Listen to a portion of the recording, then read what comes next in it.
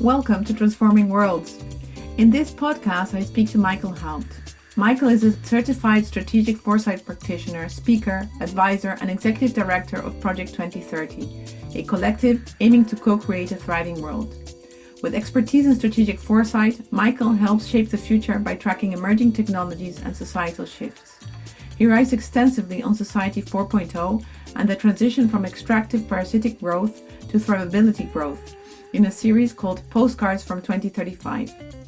Formerly a marketing technologist and the co-founder of AI startup OpenDNA, Michael now focuses on global transformation efforts, including poverty eradication and societal evolution through initiatives like The Tipping Point and Shiftscaping. Join us in a conversation about out-of-body experiences, the role of technology and Bitcoin, how society is changing, and the role of future generations to be the leaders in the changing paradigm that our world so desperately needs. Very excited and welcome Michael Haupt to Transforming Worlds. It's so wonderful to have you here. We're going to have, I suppose, a very broad conversation about all the many subjects that you bring to the light. Hello, how are you today? I'm hugely excited to be here and very curious about which rabbit hole we'll end up going down, but it's great to be here. Now, looking forward to the adventure. So tell us about you and what is transforming for you these days. I don't want this to be too much about me, but very briefly, I've had two very different careers. The first half of my life was in technology. It was a typical corporate career. Very fortunate to live in 16 cities on 6 continents, but all of it in the corporate space. And then a significant shift in my life happened, which I think we might discuss a little bit later. And since then, I've been in the systems transformation space, which if your viewers and listeners are new to that, it's instead of looking at the individual symptoms that we see happening, there's a group of people saying the system that causes the symptoms, can anything be done about that? 12 years ago, that was almost unheard of. It's now becoming much more common. Yeah. Wow. And so you referred to your transformation, which happened in Thailand, I believe. And what was that about, and how is that affecting your work today? So to put it in perspective, just prior to a significant event that happened in Thailand, I was very much a left-brained pragmatist, highly technical person. I didn't have much of a spiritual background. I grew up in a Christian family, but I'd walked away from that sometime before this incident happened. And to just build up to a little bit, I just left my last corporate assignment, which was in Taipei, Taiwan. And my then girlfriend and I decided we'd go backpacking through Asia. We had no plan. We started in Thailand because I'd done business in Bangkok before. I loved the Thai people, but I'd never had a chance to travel. And in the process of backpacking through, one evening on a beach in Thailand, I had a very unexpected out-of-body experience on the beach. Two important points to make. One, there was no substance involved. And secondly, I wasn't on any kind of spiritual quest. I hadn't gone there with the intention of finding myself or anything like that. It was just taking a break from a very hectic corporate career. And because of this left brain pragmatist side of me, I needed to find out what on earth was this event that had happened. And so in the process, discovered a whole new world of consciousness research that I'd never even known existed before. Dived down lots of rabbit holes there, read thousands of books. Over the next 2 years, I took a 2-year sabbatical because this thing impacted my life so significantly. And then I guess after something like that happens, you can't easily go back into the corporate space. I did try, ended up taking a managing director role in London for a short while, but was very unhappy. And that's when the shift eventually happened to systems transformation work. Wow, amazing. And out of the spiritual readings that you looked at, what struck you the most? It was so, instead of saying that here was one particular book or one particular author or one particular route that appealed to me, it was more the way a whole lot of concepts stacked onto each other with the underlying theme that reality is what we believe it to be. And I think we'll get onto this later in the conversation, but that includes our economic system and our governance systems and all the systems that we assume are embedded in the way life is meant to be. They're not. They're just part of a reality that we've accepted. And I don't want to get too woo-woo here, but that's been the underlying foundation, I guess, of the approach to the work that I take now. We've all collectively agreed to buy into a certain kind of reality.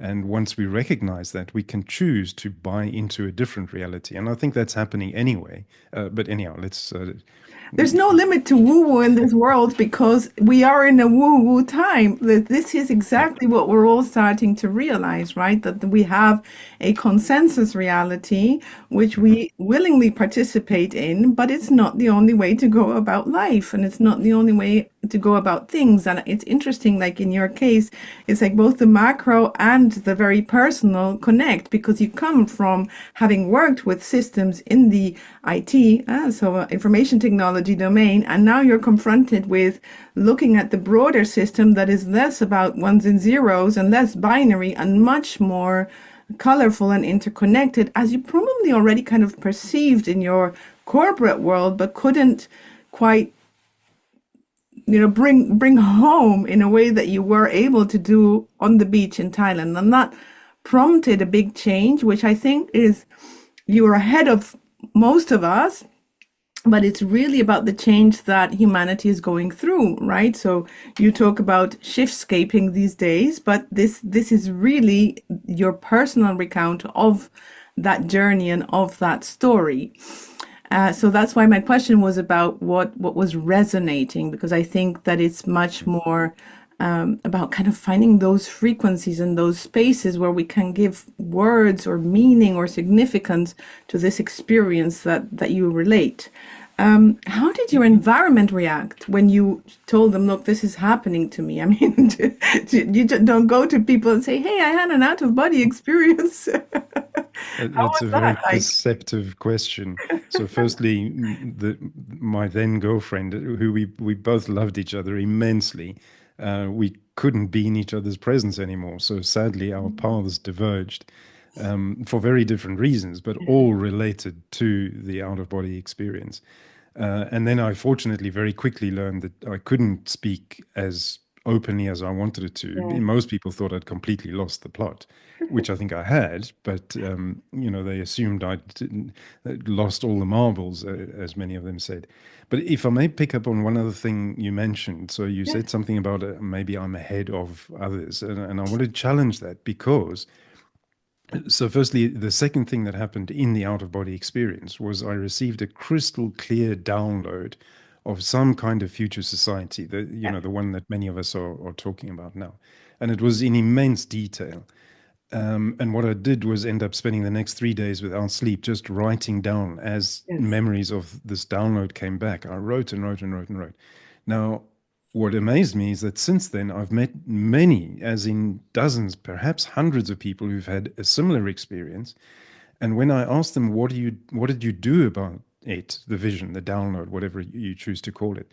And most of them have an answer that's along the lines of, well, it was so overwhelming, I didn't know what to do with it, and so I've kind of forgotten about it. The point of all of that is that I think there are far more of us who have that experience than what we acknowledge. Yes. And this point of it being overwhelming is 100% accurate. So I think if I am ahead in any way, and I'm not going to claim that at all, but it would be that I took the time to write down the download. And I think my point of all of that is that if those who receive downloads take this stuff more seriously, we possibly wouldn't be in the situation that we're in now. Where that vision has been very useful to me now is becomes a guiding star. I used to say North Star, but I want to differentiate between North and South. And Yes. there's no such thing as a South Star, or at least people aren't familiar with it. So I refer to it as a guiding star. And even today, my thinking obviously has changed significantly. It's still very difficult to have these kind of conversations. And we can get onto mindsets. I think that'll come up later in the Yes. conversation. There's a big shift in mindset before you can have the kind of conversation that I think is needed at the level required. But let's wait till we get till that That's part of the conversation. beautiful. That's beautiful. And we're in it already, so we can flow with it whichever way it goes. But I think it's really interesting that you talk about losing the plot, because from a spiritual perspective then, and of course, as my audience knows, I'm originally from Argentina, and all of these concepts are not foreign to me in any way. I've been experiencing these things. The first time I noticed, I was about 3 years old, so I had to explain myself to my environment frequently, until you start realizing that the reason for losing the plot is to find your way back in and look at it from a different perspective. This is what transformation is about. It's really about, can I see it from a different point of view so that I can see the madness of it, the crazy of it, the ridiculousness of it, and figure out, is there another form, another way to organize, to shape things from this point of view? And so to the point of being ahead, I think that is the language of the reality we are in. But it's really about timelines, parallel timelines. So you get to experience, and in your recount of what happened to you, you were seeing what might have, again, defined from the language of which we have, would have felt futuristic. You were in a place you had never been before, with technology that didn't exist at the time you saw it. And so what you're doing is you're getting like a peek through to a parallel possibility that is already there. Everything's already there, except that we choose, very much like we talk about north and south, which again is just like, how do we divide the globe? Okay, let's call this that, just to have a sense of where we're standing. And the same goes for how we experience reality. The way we define time and space is in order to give some kind of bearing to the sense of not feeling lost of the time. And it's very unsettling, very, very unsettling. That's why people don't want to talk about feeling lost. But there is a point in getting lost, which is finding the way back. And from that place, believing, trusting, dare I say, having faith in the vision that you've experienced, and then start sensing and feeling, how can we make this real? How might this unfold? How might that which I saw have meaning from the now into whatever will unfold? And that is a very difficult, very, very difficult thing to do. And in that sense, you took on the challenge. That's what I meant by being ahead. And taking the challenge necessitates discomfort. That's why the reason for my question is really, how did you accept that? Because unless we do that, we can't transform. So now you continue to talk about this in new ways. You've written Postcards from 2035. Maybe you want to tell us about that and about your daughter. Yeah, so Postcards from 2035, a little bit of context there. So I ended up firstly in the vision, which happened in 2004. I was given a very clear indication of something like Bitcoin. Now, Bitcoin didn't exist, so there wasn't a name attached to it or anything like that. But the underlying principles of us being able to issue our own currencies and establish our own governance systems, all of that stuff was there, but it made no sense to me, zero sense whatsoever. So what's been incredibly useful about writing down the download and then holding on to it and reading through it twice a year, every year thereafter, is that as new weak signals started emerging, of which Bitcoin was one of them, you could immediately see, right, that's where it fits in that missing piece in the puzzle. Yeah. And so this puzzle has evolved it's been more than 20 years now.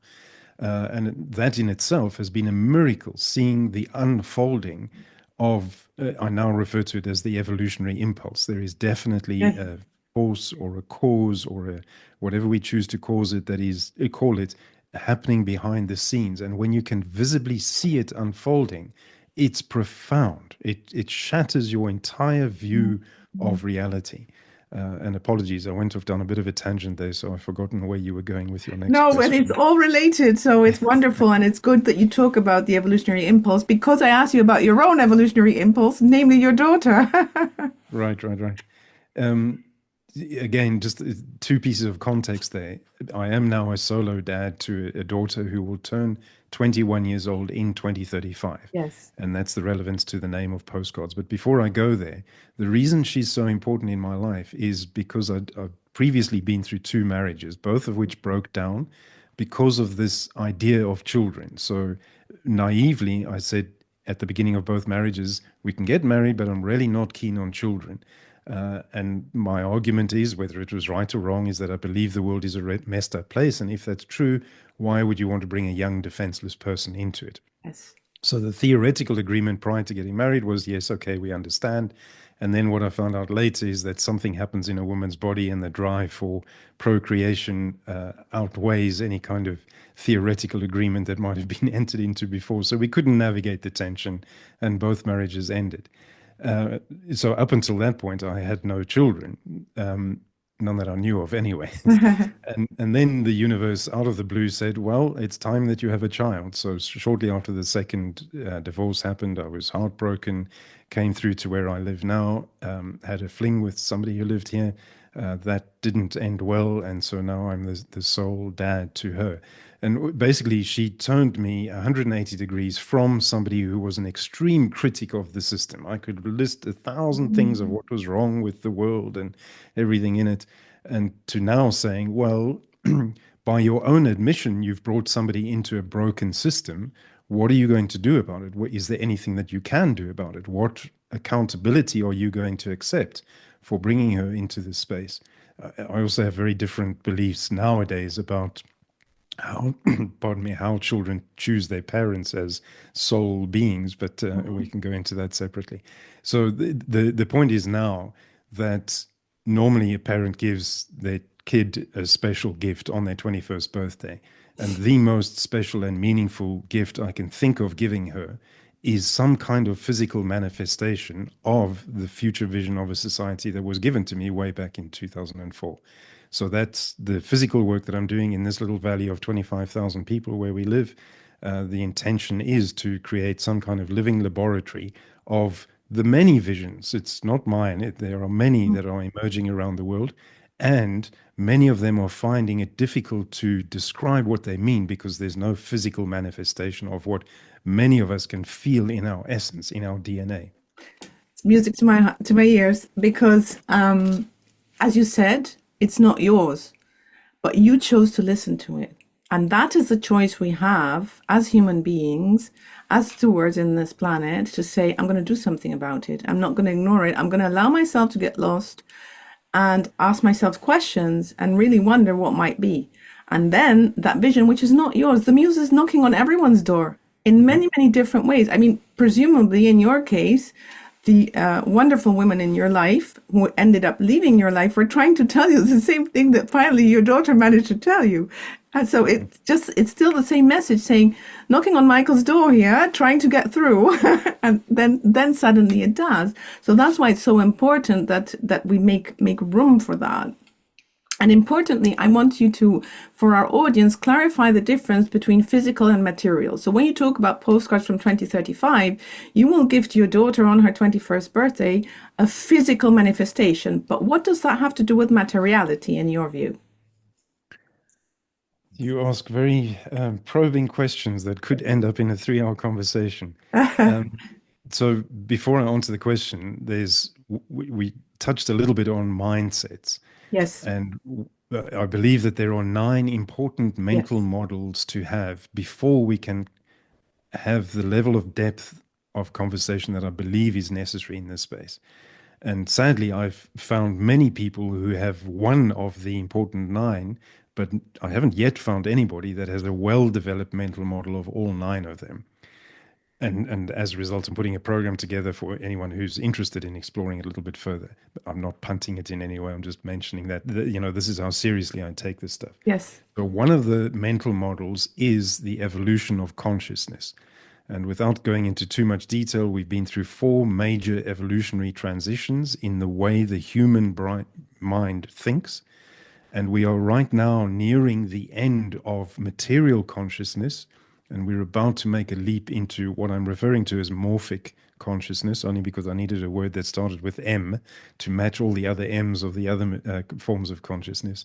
And the morphic consciousness is the ability to tap into resonance.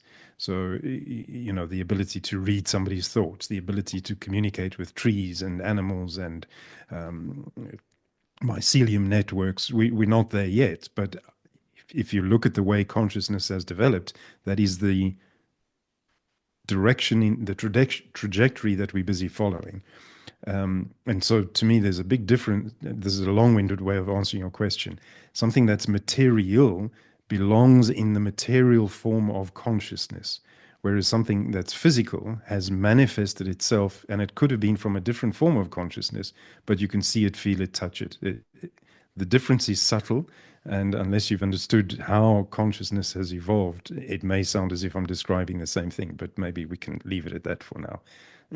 For me, the explanation is perfect. And I think sometimes things need to be put out there for whoever's ready. So the part of us who's ready to understand that will, and the part that isn't ready will be finding it through a different avenue at some other point. So I love that. I love that definition. I think it's very important. I'm a designer and I work on transformation for a reason. So morph was actually beautifully brought to you because it's about changing the form of things. And again, things still have form, but where did they come from? What is the intention? Why did they happen? Is absolutely integral to this process. So you talked about the 9 models, and maybe I'm ahead of how you want to tell the story. And if so, please, we're here to listen to you and your work. But you talk about 3 things that are really important, which are maybe not in the exact order, but competence, consciousness, and compassion.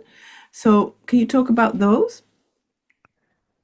That's really a riff on the head, heart, and hands approach that many transformation models use. So the first is, this is where the mental models comes in, the way we think about something, which is basically a more left-brained activity. You know, what's the logical process of thinking the way we do? How do we form our mental models? How have we chosen to view the world the way we have? So that's the head part, which is the consciousness part. And then the heart part, which is how you feel about certain things. And they're definitely connected, but there's a distinct difference between the way the heart processes information and the head processes information. And so that's the compassion bit. I'll say, I'm hopefully going to say a few controversial things in here, and this is my first one. In the metacrisis space, people that are involved in systemic work and doing some of the most challenging stuff, I find there to be very low levels of compassion, meaning compassion towards the system that has got us to a point of significant human progress. And I was in that same space too. It's very easy to find fault with it and to criticize it and all the rest, but we forget that without that system that got us to this particular point, we'd probably still be having much higher levels of disease, and we can dive into what might have happened there. But we're lacking a sense of compassion in the metacrisis space. I make that statement very I love strongly. that. I think in the first place, we're missing compassion with ourselves Yes. and really understanding how limited we are as human beings and in our capacities. I mean, we would like to think that we can rule the world, which is just completely nuts. It's really understanding that we understand very little. You actually have a quote in one of your writings, which is similar to one of my favorite quotes. Mine comes from Socrates, who says, all I know is I know nothing, which I think is so, it really opens an incredible mental space. Yours, I wrote it down, is from Werner Erhard, and it says, there is something I do not know, the knowing of which should change everything. And when we are able to embrace the significance of these quotes, we can be compassionate in our own hearts with our amazing, limitless level of not knowing. And then our capacity to look at the world differently and our ingenuity get triggered, because we start looking for ways to bring the elements into work together with others. And there, the compassion that we first had for ourselves can extend to the other people, and it only works in that direction. I mean, you can't be compassionate for others if you're not compassionate for yourself. That's just decorative stuff. It's not morphing in any way. It's not transformative in any way. So I think that's really an important aspect of this mindset change, of this shift and this realization that we're more than just our brains. And then there's this, you talked about compassion, and you talked about consciousness. And where does competence come in? So firstly, that quote from Werner Erhard, I cannot tell you how many leaps of understanding I've had just as a Yeah. result of constantly coming back to that quote. So Yes. thank you for pointing it out. I think it's a great way of approaching life.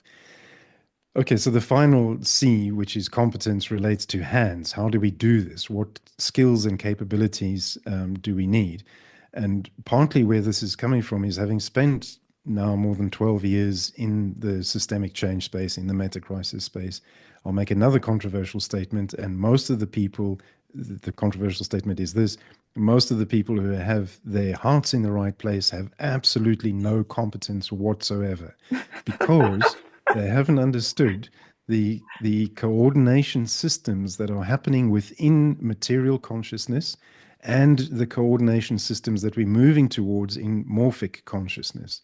And so they're constantly fighting against this system, number one, trying to get funding, number two, Mm. concerned about how this system is going to shut down their initiatives, so they're operating from a fear-based space. And this concept of most of the people in the meta-crisis space lacking funding, to me, is an indication of how we haven't understood how to work with a system that is on its own evolving, maturing, changing, and making leaps in capabilities. And until we've done that, we're basically wasting our time. We're incredibly passionate, and I've been in that space. You're desperately fighting against this one thing that you're so concerned about, but you're actually not doing any good in the greater scheme of things. So it's a bit of a harsh statement, I acknowledge, but competence is also severely lacking in the meta-crisis space. It doesn't mean that the shift isn't going to happen anyway. I think it will. Yeah. But I also believe in the extremely high value of human creativity, and creativity meaning the ability to create, and our ability to bring imaginations into fruition. Pardon me. And I think until we understand our immense creative capacity, we're really just scratching the surface. You know, it's like we've got chickens here and they're always constantly scratching, scratching, scratching, but they just scratch the surface and then they move on to the next place, where if they scratched a little bit deeper, they'd find really juicy worms. So it feels to me, if in the meta crisis space, we're doing a similar sort of thing for now. Yeah. And so perhaps because you have a very clear vision of this, what is the meta crisis in your point of view? Now you're asking a dangerous question. So I'll start off with another controversial saying by saying that the meta crisis is a complete and utter scam. And perhaps I need to explain what I mean by that. So, firstly, we are in crisis. There are various issues going on that are not good for continued life on this planet. And if you view those crises as merely a weak signal of what will come next, the potential that lies behind what we believe is a huge crisis is so much bigger than the perceived crisis. So that's the first point I want to make. And the second point I want to make is something to do with, and this is part of the mental models that we use, is something called frame manipulation. And what I mean by that is we all have certain frames through which we view the world. We interpret chaos and we interpret things that are far too difficult for us to understand through simple frames. And I want to mention two specific frames right now. One is the 1.5 degrees centigrade, and another is parts per million.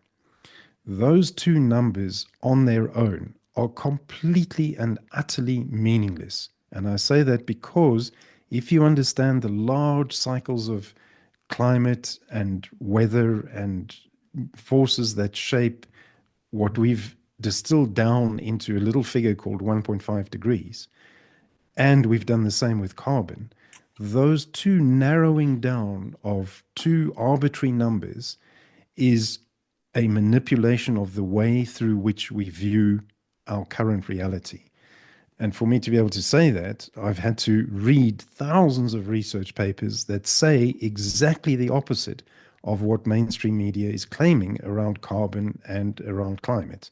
Now, I'm not a scientist and I wouldn't be able to have a reasonable debate with anybody around this, but the only thing that I'm surprised by is that for the number of papers that are referenced to back up the idea of climate change, there's an equal, if not greater, number of papers that say exactly the opposite. So which one Mhm. should we believe? And the answer is that we believe the framing that is most easily presented to us for our brains to comprehend and understand.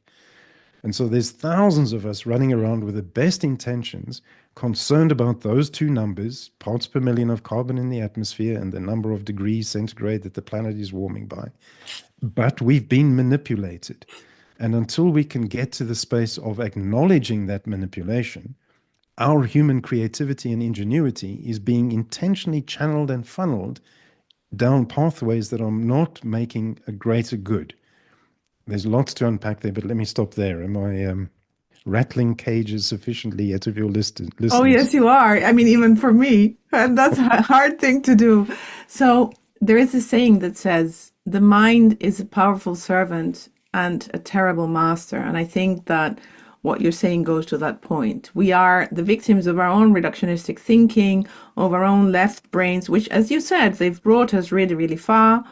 But we've anything that is in excess is not a good thing. So too much left brain is also not a good thing. And I think we've reached the limits of that. We've sort of really, it's like, we're biting our own tail and we're believing our own story and we're trapped in our own reductionistic thinking. I think talking about, parts per million or talking about 1.5 degrees centigrade is really a reductionistic way of trying to make the problem manageable in some way. And so, while it comes from the right intentions, which necessarily have to come from the heart, trying to put the limitations of the mind onto the heart is very distressing, and it's causing us to feel this kind of conspiracy sense, but it's us conspiring against us. There's no one there.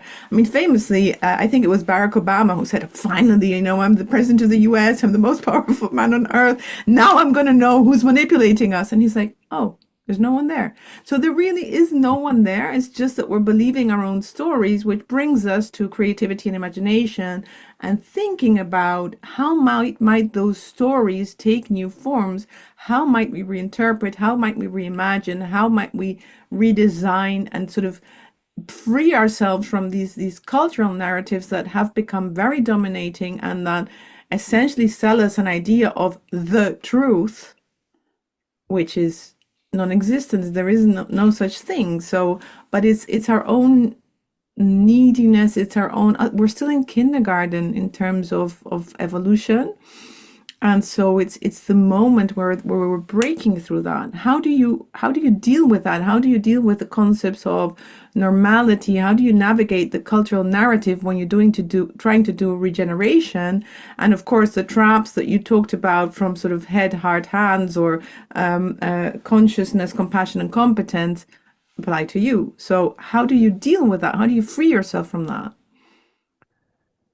Let me start by saying that the journey is not easy for anybody who undertakes this. So you're more than likely familiar with Theory U of Otto Yes, Scharmer. yes, it's right. The bottom of the fabulous, the bottom of the U is crucial. So until you've been to the point where you can stare into the abyss of the human experience and work through it and make it up the other half of the U, until you've been through that experience, it's my belief that you can't really be effective.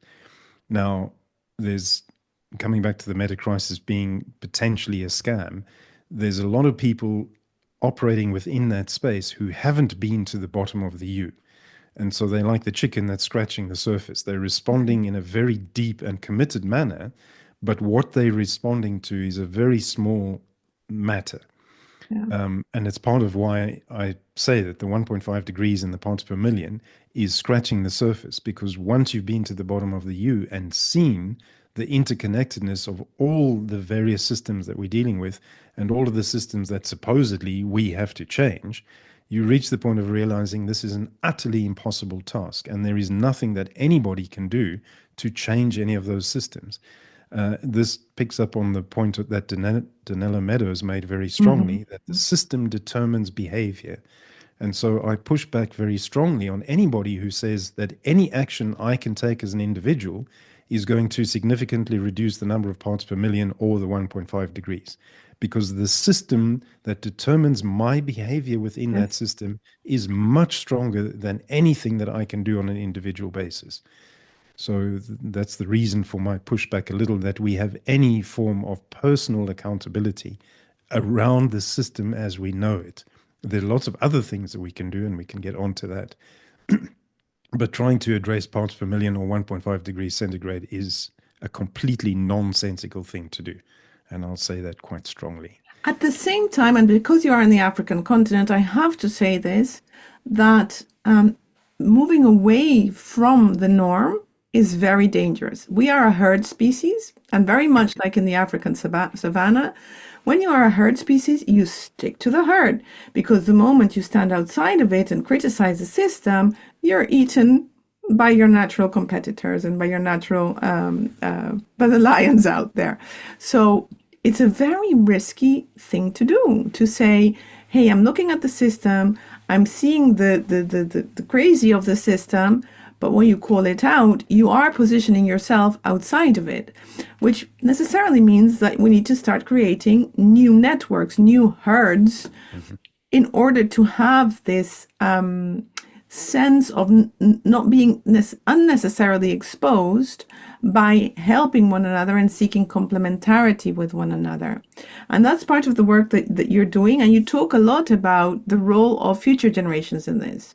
So the young people who are going to become the future leaders, probably much earlier in terms of age than the current generation of leaders, and the role that they have in weaving this new herd, this new network of many. This is going to take many of us, because one person can't change the system, two people can't change the system, probably several thousand still can't change the system. So really getting to that is going to need sort of the amassing of the whole curve generationally of these people leading us into new ways of thinking, precisely because they don't understand the current ones, because they question the current ones. Like, you and I are just way too late here. We've been part of the system, part of the institutions, part of the education system, and we can see that it's not working for us, and we're going to the bottom of the U.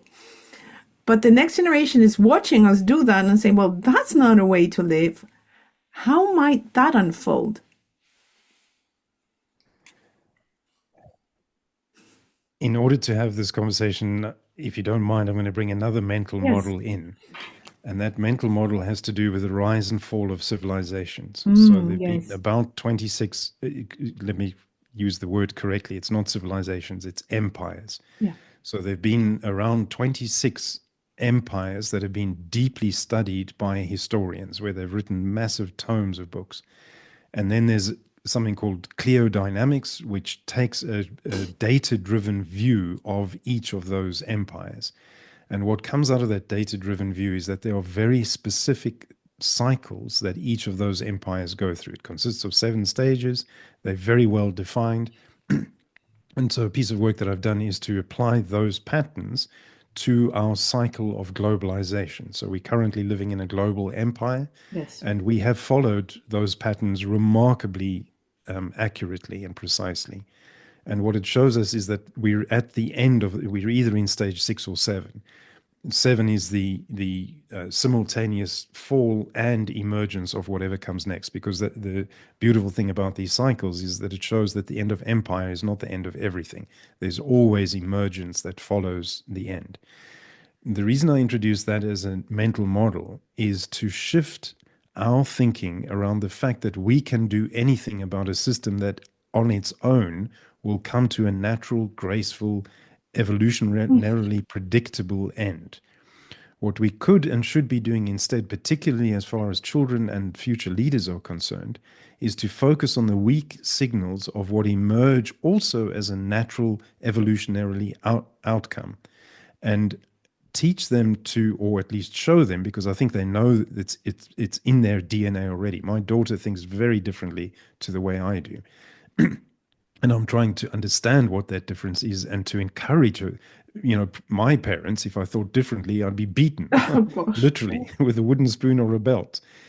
So what I'm doing instead with my daughter is to encourage that and to talk to her with the perspective of, I'm trying to understand where you're coming from, not by saying, no, the way you're doing it is incorrect. This is the way life should be. And that's challenging. It's really, really challenging. So it's a long-winded answer, but to hopefully give you the sense that if we're instilling in our children, particularly Gen A's and whoever comes after Gen A, Mhm. the notion that the way we've done things is the way it should be done in their life, then we're doing them an immense disservice. So it was part of the reason for writing Postcards from 2035. We touched on this a little bit earlier. The reason that came to be is because there were incredible developments happening in the blockchain space, but the only people who could understand it, I'm talking early days of blockchain. And if your listeners don't understand, blockchain is basically just the underlying technology that enables crypto like Bitcoin and all the other cryptos that we've seen. So it's just a technology layer. And the people who could understand it were technical guys, usually men. And when they tried explaining it, they would use their left brain pragmatic, very detailed way of explaining it, and that made no sense. It went over most people's heads. And the analogy I used is when you go into a car showroom and you want to purchase a new vehicle, they don't first open the hood and point to every single piece of the engine and explain exactly how it works. They just hand you the keys and say, go and experience this car. And so in those early days of blockchain, there was no key to the car. There was no way of experiencing what this thing does. And so Postcards from 2035 was an attempt. Firstly, a postcard is for those who haven't ever seen a postcard before, it's a very small piece of paper and you can't write very much on it. So you're trying to condense some, potentially long messages into short messages. And it was a way of saying firstly, the world is viewed through my daughter. So in other words, she's writing back to us as a 21-year-old in 2035, describing this car and how she drives around in it, basically, and the experience that blockchain has enabled. And just in the writing, it helped me get a little bit of the thinking clear as well. I don't know how we ended up going down that rabbit hole, but it felt relevant. No, amazing. It's beautiful. I think that's to your point. So you talk about innovation by outcome, I think you call it. In design, that's called the desired outcome. Like it's the whole reason why you would do it anyway. So how do you connect the initial intent of making something and the desired outcome? And more, even in the design discipline, we start saying, if you're not clear about that, don't do it. You're just adding to the pile of stuff. Don't do it. And so it's really important that we bring that in. And to your Bitcoin point, you and I both like a concept and a shape that is very instrumental to humanity, and that's the triangle. So the concept is triangulation, and the shape is triangle, which is the most geometrically sturdy and strong shape that exists. And so in the triangulation is where Bitcoin brings us this message, which came to you partly in your out-of-body experience, although you couldn't give it words at that time, which is, it's not just one perspective. There's not just one way of dictating to our children, this is how thou shalt do it. But it's really about, we're bringing this bit, then there is the sort of the world in her unfolding, and what you say is, you called it gracefully. I certainly hope so. This time, this way of doing, this way of knowing will end, and something else will come into place for that. So that's the third bit. And the final bit is, of course, our children and our children's children and the generations after that. And once we start understanding that this is a dynamic equilibrium that continuously challenges one another in order to create the strength needed for that new pattern to emerge, then we start being instrumental to that change. But it's hard. Are there examples out there from nature or perhaps technology that you think you can see there how that manifests and how that happens, and why it doesn't make any sense to pull harder from one of the angles of the triangle, because it's not going to alter the natural evolution of that pattern? If I may, let's pick up on the word graceful. So Yes. for yourself and maybe your listeners, that's a difficult concept to wrap our head around, particularly when we're in the thick of change. There's nothing graceful about what's going on right now. And you can only use that word depending on the context at which you're looking. So when I use words like that, it's because I have a much longer perspective of what's unfolding, typically 100 to 200 years. we're wanting to push for change right now, and we're concerned about these numbers, parts per million and 1.5, and we're being constantly told how the planet will, implode in the next 5 years, and we've got all these horrible messages being thrown at us. And when you're immersed in that narrative, it's impossible to view the process that's unfolding naturally as anything like gracefulness. It's not graceful at all. But when you can step back further and see this as a multi-generational process that's unfolding, it's incredibly beautiful. It helps, having had at least a taste, even though it wasn't a physical taste, of what is coming. It helps for me as that guiding star. And for somebody who hasn't seen that, I can imagine this is an incredibly traumatic journey. There are enough signals saying we're doomed, Yeah. and yet we're not, if you look at it from a higher perspective. Again, I sense I didn't answer your question, but it felt important to say that. Oh, that's it. You did, because I was asking about the triangular shape and our role Right. within Yes. it, and you said beautifully, it makes no sense to push harder for change because this has its own, and perhaps that's the grace. It has its own ways, its own wisdom, its own tempo, not to call it time, it has its own rhythm. Correct. And actually, you live in a place that has grace in its name, don't you? Correct. You It's an know. Afrikaans word, and you would have understood it with your Dutch connections. So Genadendal means Oh, valley. It yeah. actually means valley of peace, I think. Wow. Beautiful. Yes, yes. It's yeah, genade, compassion. Yes. This is the beautiful thing about Germanic languages. In English, we don't have a single, the translation often doesn't work into a single word. Oh, You could have multiple meanings. yes. So let's fast forward. You talk about 100 to 150 years. For most of us, that's unfathomable because it takes too long and we're not going to be alive then. And it's difficult to care. That this is scientifically Yeah. proven. It's difficult to care when it's that far out. So let's bring it back to, say, 20 years from now. So we're beyond 2035. So your daughter has already turned 21. What might the world look like then? Very similar to what it looks like now. And the reason I say that is because even though there's a group of us who have a fairly clear idea of where things could be, I'm talking about in this valley now, and there's a relatively small number of people that we could inspire to go down this journey. It's 25,000 people, that's not very much. What we've learned is that it's incredibly difficult to shift perspectives in ways that enable change at the speed at which we would like. And so now we refer to things change at the speed of trust. And it's only to the extent that we can build trust within the community. And to put that in context, there are huge economic differences, there are huge racial tensions, there are massive historical trauma memories from when land was taken from one tribe to another.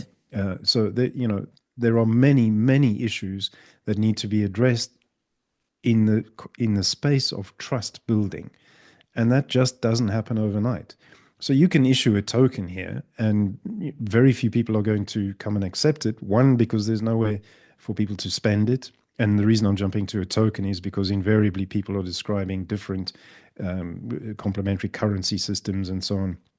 And these have been attempted, and they usually only work with very small groups of people and ultimately run out of momentum because there's nowhere where you can go and spend these tokens. So those issues haven't been solved yet, and I'm tracking many projects around the world. So I can fairly confidently say that there have been numerous experiments that have very clearly shown the potential, but nothing that can scale to significant numbers. Bitcoin itself repeated the same design flaws as our current fiat monetary systems by concentrating wealth into the people that purchased at the beginning. So that's not a valid embodiment of the kind of direction in which we're moving towards. Bitcoin created huge benefits, one making us recognize that we can create our own currencies, but it then went and replicated all of the design flaws of our fiat systems. There's many other experiments going on. The question that you asked, I think, was where we're going to be in 20 years' time. Yes. To put that in the perspective of why I think there's not going to be very much change. The ultimate change that I think we as a species will get to explain this, I need to go back to the rise and fall of empires. Yes. What each of those empires have repeated is a class-based civilization. So when one collapsed, the next one that emerged always became a class-based system. You had various kings and queens and monarchs and, you know, various hierarchical processes. So humanity as a species has been through that cycle 26 times before. And we seem to not learn the lesson, because in a class-based system, you get the inevitable 1%, you get the inevitability of the 1% hollowing out the middle of society, and it eventually collapses. The alternative to that is a values-based system where you have no class. And again, this is a big conversation that would take us a long time to get into, but I'm touching on the main themes here. One of the longest living examples of a values-based society are the Khoisan that originated here in Southern Africa. So when people talk about indigenous knowledge systems, there's much more than just how you live on the land, much more than, you know, the herbs and so on that can do various good things to your bodies.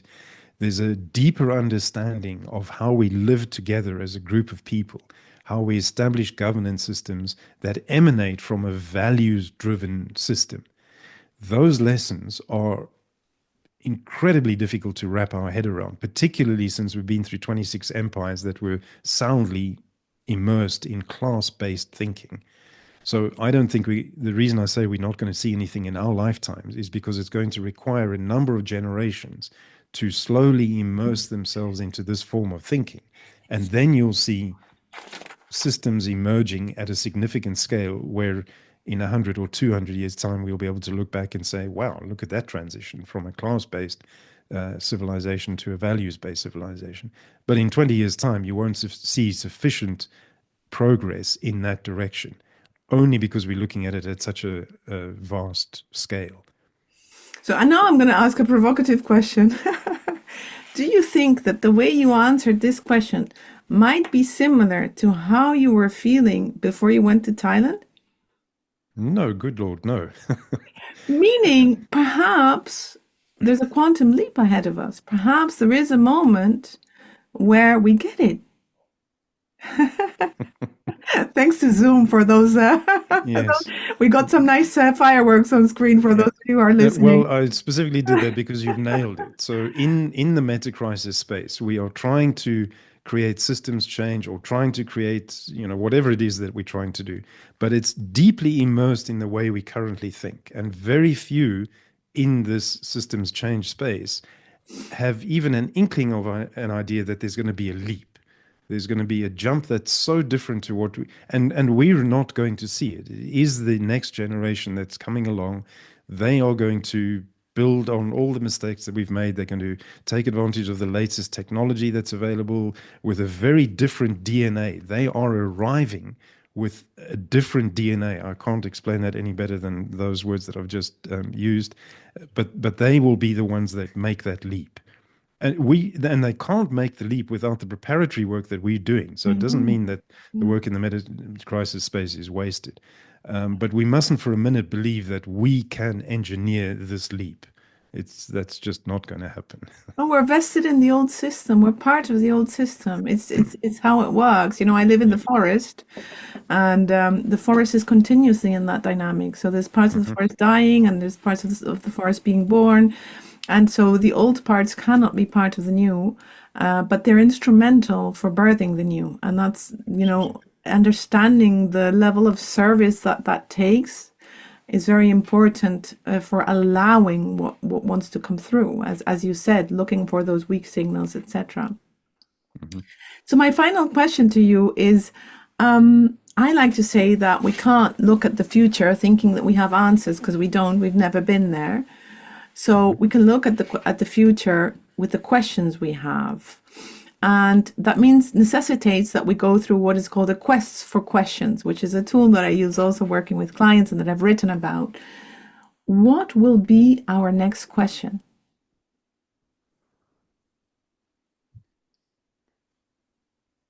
And by our, you mean as a species? Yes, as humanity.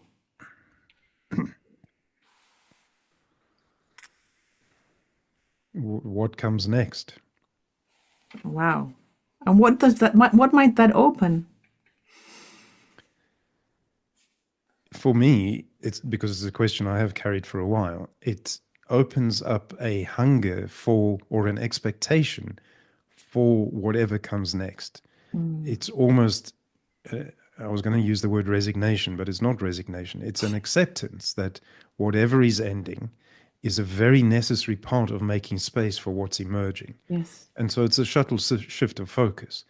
Instead of us focusing on all these things that are clearly not sustainable, to use a word I don't like, it opens up the space for, let's rather go and look for those weak signals, because the weak signals are becoming stronger day by day. There are so many good things going on in the planet. They're just not connecting up yet. So it feels to me as if they're planting their roots and establishing their ability to tap or to connect with other ideas. We haven't yet seen that weaving together of incredible ideas. The incredible ideas are still happening in isolation, but that's the very next step. And if we're asking the question, what comes next? What is the result of all of these weak signals? Let's start imagining them into existence. Let's talk much more about them. You know, there's a process of describing utopias, and there's science fiction books that speak about the future and all of that, but they're not grounded in any of the things that currently exist. So there's a gap for creatives to pick up on that and weave these things together and paint beautiful pictures of what is inevitable. But the more we can voice it and the more we can manifest it in some way in the physical, the sooner it will arrive. That's powerful stuff. Beautiful. Thank you so much. Where can people find you and find your work? michaelhaupt.com. And if you do a search, I appear on many different platforms. The platform that is most real to me at the moment is shiftscaping.earth. And the thinking behind that process is that, and it's appealing to thought leaders. So there's a number of people, and the thinking behind that is based on Danilo Meadows' the highest leverage point, which is around paradigms. So at the moment, thought leaders are influencing paradigms by doing keynote speeches and talking to CEOs and all the rest. But that's old school. And my suggestion is that if you're a thought leader, you're carrying the thinking of the old system. Whereas a shiftscaper is the person that engineers through thought leadership what comes next. And to the extent that we can reach those points of leverage in a society, the sooner we can immerse these ideas into people that are currently playing very significant roles in the part of society that's busy dying. It's amazing. I love your work. I've really enjoyed preparing this episode, reading about you, the wonderful ways that you convey your own experience, allowing us to learn through your experience. And of course, it's not the same. It's a good proxy at best, but it's really, you're opening up spaces for conversations like this one today. So thank you so much, Michael. Thank you for holding the space beautifully and graciously. I've thoroughly enjoyed this, so it's been good to spend time with you. Same here. Be well.